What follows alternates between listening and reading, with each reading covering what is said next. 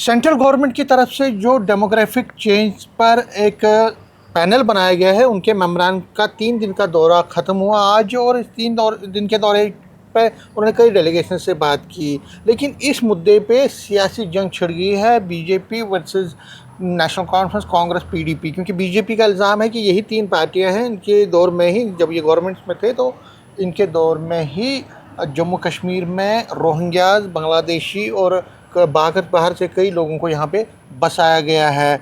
Working president है जम्मू कश्मीर प्रदेश कांग्रेस के और फॉरेन मिनिस्टर हैं रमन बल्ला मेरे साथ। और रमन बल्ला पे भी इल्ज़ाम लगाया जाता है कि जब ये मिनिस्टर थे तो इन्होंने रोहिंग्याज को यहाँ पे बसाने में मदद की है। न्यूज़ 18 से बात करने के लिए शुक्रिया। तो पहले तो ये जो इल्ज़ाम है आप पे, मैं रिकॉर्ड स्टेट कर दूं, भाजपा मानसिक संतुलन खो चुकी है।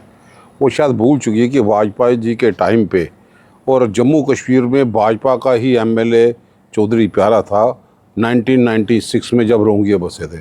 हम तो 2002 में एमएलए बने, उससे पहले रोहिंग्या यहाँ पे बस चुके थे और उमर अब्दुल्ला साहब उस कैबिनेट में मंत्री थे और वाजपेयी साहब प्राइम मिनिस्टर यहाँ पे थे, उस दौरान ये बसे। तो ये रिकॉर्ड मैं ठीक करना चाहता हूँ, जो गुमराह करके सियासी रोटियाँ सेकते थे। बार बार जब भी चुनाव हुआ, नई सरकार बनी, राजनाथ सिंह जी और बड़े बड़े दावे करते थे रोहिंग्या बड़ा खतरा है। हम आपसे माध्यम से ये पूछना चाहते हैं कि भाजपा, आपके हाथ किसने बांधे हैं? आप कितनों को डिपोर्ट कर पाए हो? बातें तो बड़ी करते हो, सियासी तौर पे बातें करके, लोगों को गुमराह करके, चोर मचाए शोर, बसाया भी खुद ही। अब बाद में इल्ज़ाम देते हो, इल्ज़ाम तराशी आप जम्मू कश्मीर के लोग समझ गए। हम तो 2014 के राजनीति से, सत्ता से बाहर हैं। 2014 के बाद यही सरकारों में भी रहे, निकाल लेते ना, हम तो उनके साथ वेलकम है। लेकिन एक बार रोहिंग्यों के वहाँ पे आग लगी, 4 आदमी मर गए, जिनके आज एलजी साहब है, नड्डा साहब जो उनके अध्यक्ष रहे, वो उनको प्री फैब्रिक स्ट्रक्चर बना के देते हैं, बिजली पानी की व्यवस्था करते हैं। तो ये चोर मचाए शोर वाली बात नहीं तो और क्या है? वो अपने अंदर में झांके, बसाने वाले कौन है? शोर मचा के लोगों को गुमराह नहीं किया जा सकता। आज जम्मू कश्मीर की जनता समझ चुकी है कि ये जब भाजपा का एमएलए थे यहाँ पे थे, तब 1996 में रोहिंग्या यहाँ पे बसे, उसमें कांग्रेस का कहीं रोल नहीं। रमन बल्ला तो 2002 में, अब सोते हुए भी इनको रमन बल्ला याद आए तो मैं समझता हूँ कि मेरे लिए बड़ी गर्व की बात है कि मैं सोते हुए इनको याद 24 घंटे रहता हूँ। और आज ये याद कराता हूँ इनके माध्यम से कि 1996 में देखें कि भाजपा के एमएलए कौन थे जिसके माध्यम से इनको यहाँ पे बसाया गया। ये कहते हैं, बीजेपी का इल्ज़ाम है कि आपने एज ए मिनिस्टर होके इनको निकालो ना, बिजली कनेक्शन। मैंने आपको बता दिया, जब इनको आग लगी थी किसने कनेक्शन दिए, कहाँ पे रसीद है? आपके नड्डा साहब इनको प्री फैब्रिक स्ट्रक्चर बना के देते हैं, वो भूल गए वो भाजपा के अध्यक्ष थे। नड्डा साहब आए, हमारे जो एलजी साहब हैं इस वक्त हिमाचल के, उन्होंने तो प्री फैब्रिक स्ट्रक्चर, हम 2014 से तो सत्ता से बाहर हैं। अब 12 साल ये क्या करते रहे? किसने रोका? कभी कोई सबूत निकला किसी के वहाँ वोटर कार्ड है, कोई दूसरा है, तो जनता के सामने रखे। आज राजनाथ सिंह जी खतरा बड़ा बताते थे कि अब बहुत बड़ा खतरा, हमने सोचा शायद रिपोर्ट होंगे तो करे, उठाए। कौन रोकने कौन है? जो रोकेगा उसको आवाम के सामने उसका नाम छाया करो, भाई कौन रोक रहा है, हमें तो कोई दिक्कत नहीं। लेकिन एक और इसमें बात है, वो कहते हैं कि जैसे कल सुनील शर्मा जो कि लीडर ऑफ अपोजिशन है, वो कहते हैं कि पाकिस्तान की शय पे एक साजिश रची गई, पाकिस्तान इनको यहाँ पे लाया, उसके बाद यहाँ पे फेलिस्ट्रेट किया उनको रहने का, वो इन 3 पार्टियों की जब ये सरकारें थी उन्होंने किया। फिर आप लोग क्या कर रहे थे 2014 के बाद? संतरी से प्रधानमंत्री तक आप लोग हो, किसने फेलिस्टेट किया वो बताए, उनका नाम तो रोशन करे, कोई सबूत तो लाओ। एजेंसीज आपके पास है, पुलिस आपके पास है, सिक्योरिटी एजेंसीज आपके पास है, एलजी साहब का इंस्टीट्यूशन आपके पास है, अमित शाह जी आपके पास है, तो किसके गिरबान में झांक रहे हो? इसलिए मैं कह रहा हूँ ना, चोर मचाए शोर।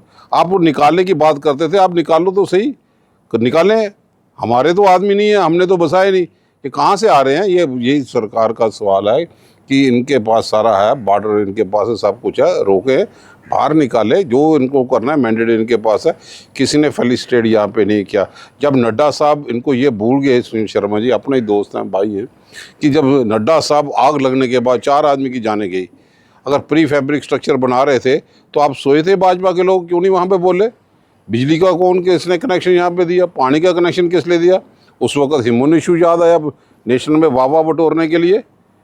तो आज जनता समझती है, हमें इनके सर्टिफिकेट की ज़रूरत नहीं है, अपना इनके पास महकमा है, महकमे के मुताबिक मैंडेट इनके पास है, कार्रवाई करें। सर एक और इशू है, वो है सिक्योरिटी। जो कश्मीर पंडित एम्प्लॉयज़ हैं पीएम पैकेज के अंदर जो काम करते हैं, उनको थ्रेट्स दी गई हैं, उनके पोस्टर पे नाम है, मोबाइल नंबर रखे गए हैं। उसके बाद उनमें बहुत ज़बरदस्त एक तरह से एक डर है, खौफ है, और वो चाहते हैं कि वर्क फ्रॉम होम जैसी पॉलिसी हो या उनकी रिलोकेशन हो। मैं समझता हूँ कि आज भाजपा की पोल खुल के रह गई।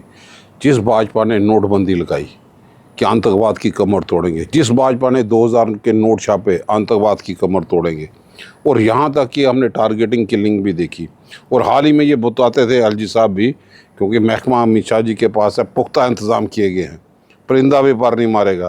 तो फिर टारगेटिंग किलिंग कहाँ से हो रही है, सिविलियन किलिंग कहाँ से हो रही है, और कहाँ पे अमरनाथ यात्रा के चलते ये धमकी भरा पत्र यहाँ पे आ रहा है, नंबर कौन दे रहा है, ये जांच का विषय है। क्यों ये लोग खामोशियाँ हैं, और सिक्योरिटी ग्रिड को मजबूत करने की ज़रूरत है। आज हर मरले पे जिन्होंने रियासत के 2 टुकड़े करके 2 यूटी बनाई, यही बहाना दिया कि हम आतंकवाद की कमर तोड़ देंगे। तो फिर ये लोग आ कहाँ से रहे हैं? संतरी से प्रधानमंत्री तक तो कब्जा इन लोगों का यहाँ पे है, तो इन्फिल्ट्रेशन कहाँ से है, रोकना किसने है? तो आज भी मैं समझता हूँ कि हम इस चीज़ पे ज़्यादा टिप्पणी ना करते हुए, हमें सुरक्षा के सिलसिले में हमें मान है कि वो जितना भी मेहनत कर सकते हैं वो कर रहे हैं, और चुस्त होने की ज़रूरत है, सिक्योरिटी ग्रिड को और मॉनिटर करने की ज़रूरत है। तो जहाँ पर भी कमी यहाँ पे रह रही है, फिर डर का माहौल पैदा करने की कोशिश है, जो पहले कभी नहीं हुआ था। और अमरनाथ यात्रा के चलते चलते ऐसे धमकी भरा पत्र आना तो साजिश तो कहीं ना कहीं है। उसके लिए जवाब सरकार को देना पड़ेगा, सेंटर को देना पड़ेगा, क्योंकि यूटी और लॉ एंड ऑर्डर तो सब उन्हीं के पास है। तो ये डर का माहौल पैदा करने वाले कौन है, कौन लोग हैं जो इन बेचारे लोगों के फ़ोन नंबर यहाँ पे दे रहे हैं? फ़ोन नंबर कैसे आया? तो ये फियर साइकोसिस मैं समझता हूँ, डर का माहौल पैदा करने के लिए सरकार तो जिम्मेवार है, केंद्र की सरकार, और उसको चाहिए कि ठोस कदम उठाए और क्रश करें मिलिटेंसी के द्वारा। हम तो मिलिटेंसी के ख़िलाफ़ ही हैं, क्योंकि हमने स्वर्गीय इंदिरा गांधी, स्वर्गीय राजीव गांधी और बड़े बड़े नेता यहाँ पे खोए, और दहशतगर्दी का कहीं पे भी कोई मुकाम, कोई मंजिल यहाँ पे नहीं होनी चाहिए। और ये जो लोग हैं जिन्होंने धमकी भरा पत्र लिखा, प्रॉपर तौर पे जांच यहाँ पे हो, सिक्योरिटी अपने आप को चुस्त करे, और एलजी साहब की जवाबदेही तो यहाँ पे बनती है। हमारे नेताओं की सिक्योरिटी विड्रा कर सकते हैं कि हम मूवमेंट ना करें। अभी आपने देखा कि हर जगह पे ऐसा माहौल है। अब विपक्ष के लोगों की सिक्योरिटी विड्रा की गई। 2019 के बाद किसी भी सियासी नेता के लिए रिव्यू नहीं किया गया कि किसकी सिक्योरिटी को अपग्रेड करने की ज़रूरत है।